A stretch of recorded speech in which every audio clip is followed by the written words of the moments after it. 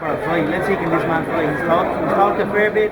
If you've been following me or him, you know there's been subtle digs over the course of last year, maybe the last 2 years, but he's going to say this and say that. Well, now all of a sudden he's a scared little brother of some sort. So let's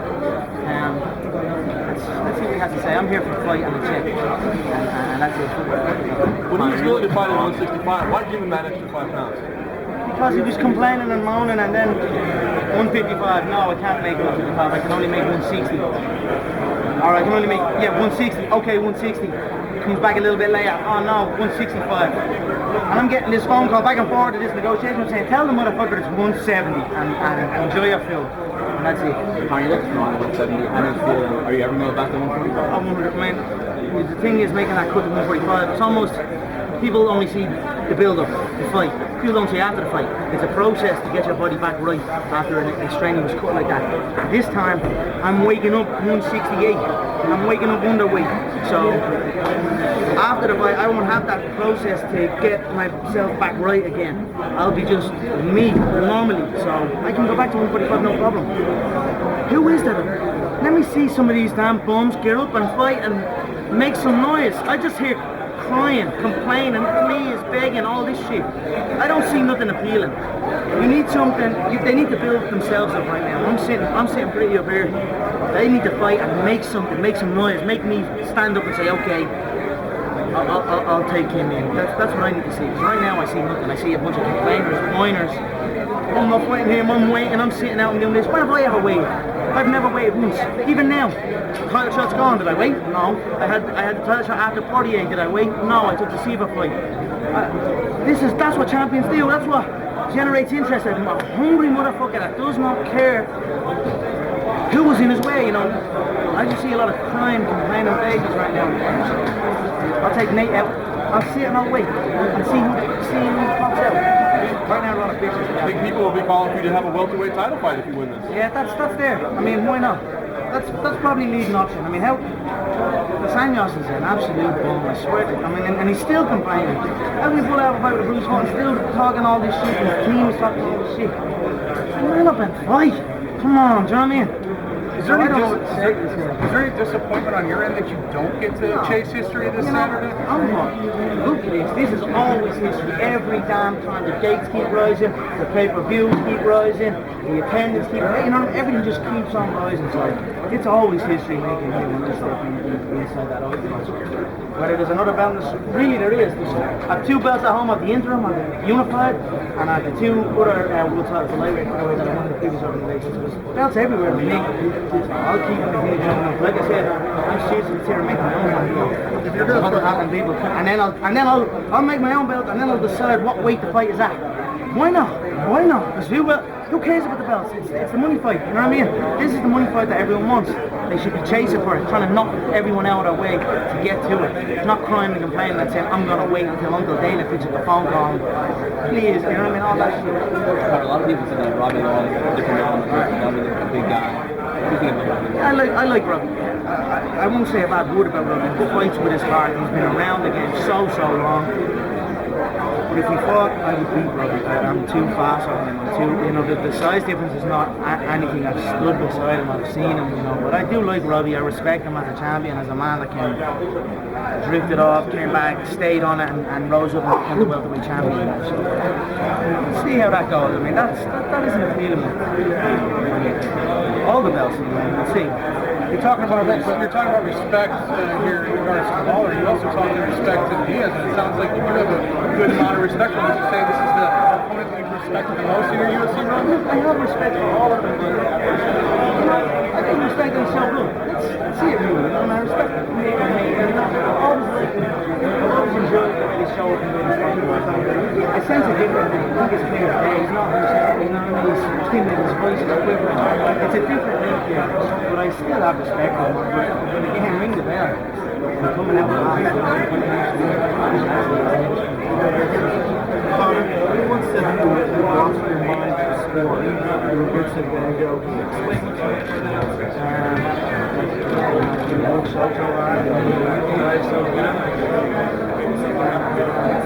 When I'm around normal society, I can't function around normal society.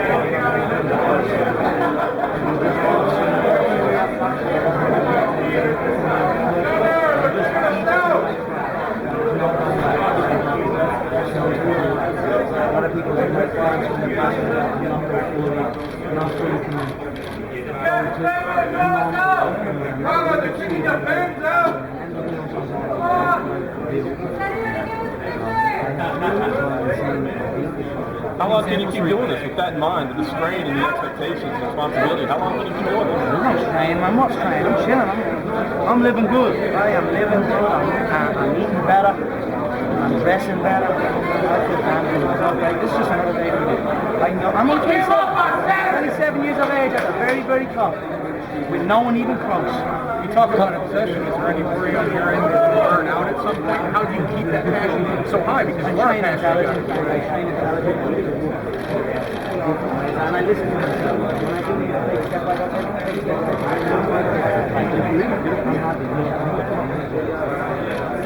When you talk about these middleweights being kind of stuck in the mud, how slow are these guys compared to the guys you I fight? think it's going to be really, really evident on Saturday night. I think the speed difference is going to be really, really evident. You're going to see, you'll see for yourself what I mean by stuck in the mud when we Conor, John Jones coming back next month to fight Dan Cormier. A lot of people say he's the best talent fighter in the world. He's not. How do you rank the fighters? I'm number 1, 2, 3, 4, 5, 6, 7, 8, 9, and maybe John and Mighty Mouse is 10. That's what I feel.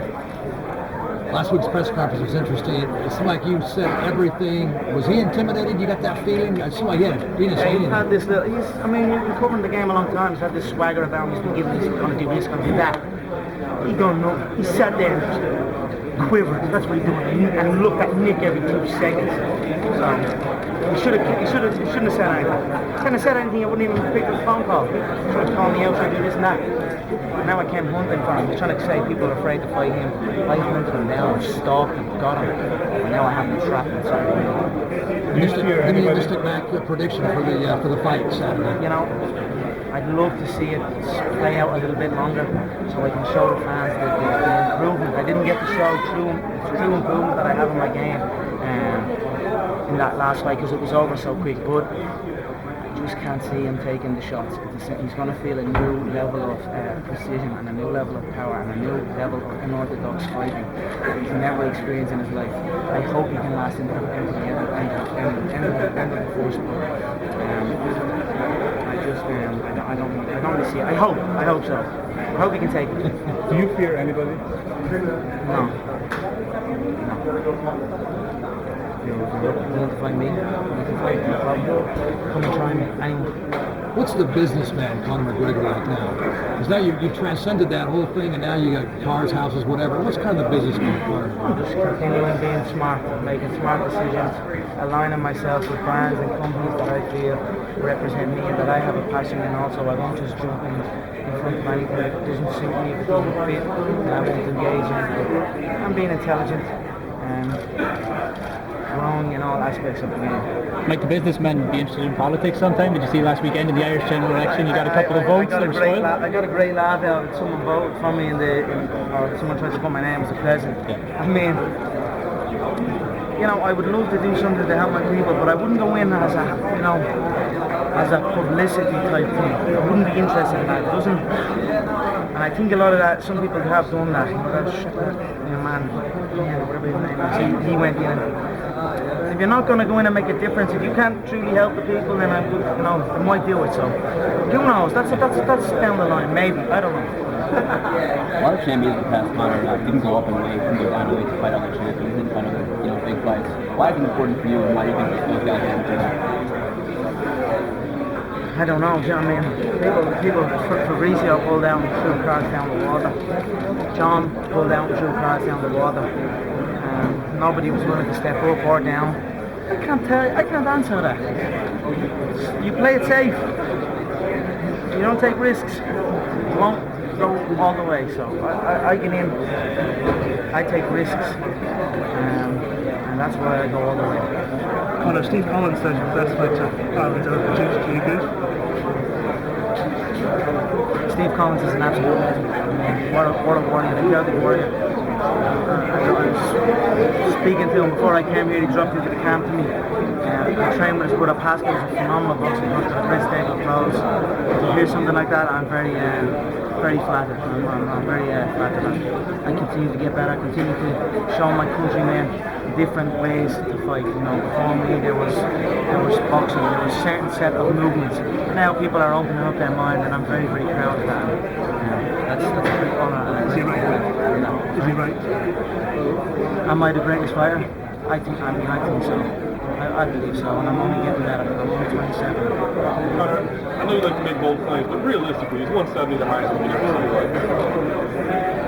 seen? No, there could be like a walkout once, you know. As I keep growing and keep eating and keep training, my body can change as I get older, you know.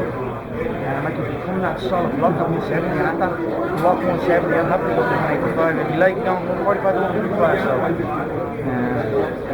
I have no problem doing that. I can win and move anywhere. No problem. Conor, how was this fight listening your body out? Just eating and training. That's it. Just trying to relax, eat and train. Enjoy the way it's supposed to be. My eating is a weird the way it became what it is. For me, 170 is just relax. But it seemed like you wanted to fight Nate at this. No, it's a division. You don't want to fight 155, you want to fight 60. Then you want 165. Let's just fight 170.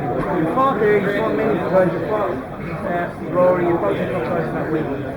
Let's do it in the division. Let's put another division on notice. Is this meaning that if this goes well, 200 go away? I don't know. I mean, I could. I certainly could.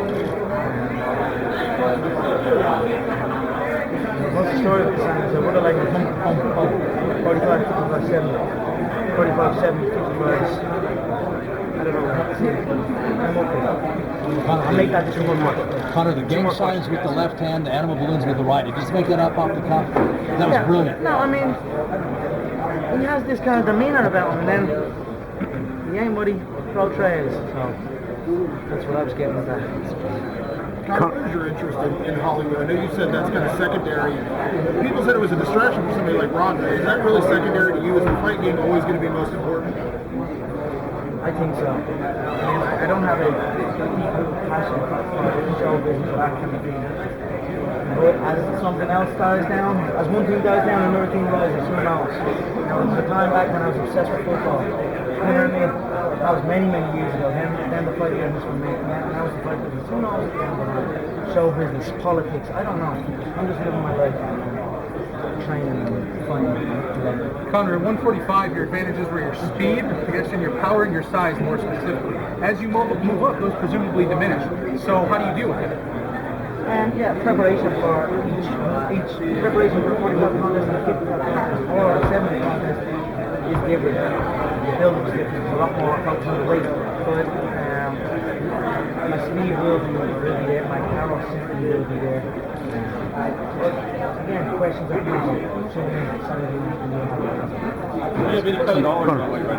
I'm underweight. I wake up underweight, have 2 breakfasts, and then go on weight.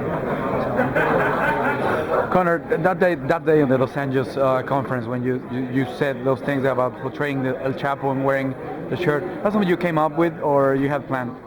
I had a suit picked for the conference, just going shopping. And then I went into that Rodeo Drive. It's a great place, that Rodeo Drive. Treats you very well. When you roll in there with some money, they are the nicest, friendliest people you've ever met in your life. I wonder what it's like if you don't have money rolling in there. But I went there shopping with my friend who I had over with me training. Saw that shirt. It reminded me of the El Chapo, the famous thing. And I just rolled with it. It was literally the day before the press conference. So we just had some fun with it. That's what life is about. Have fun. I mean, that was a lot of fun. And how's the Spanish doing? Huh? How's your Spanish doing? Not very good, but I'll learn for you. You keep asking me. You've asked me a few times, right? Yeah. Next time I'll have a little bit of Spanish for you. Yeah? See you ready tomorrow.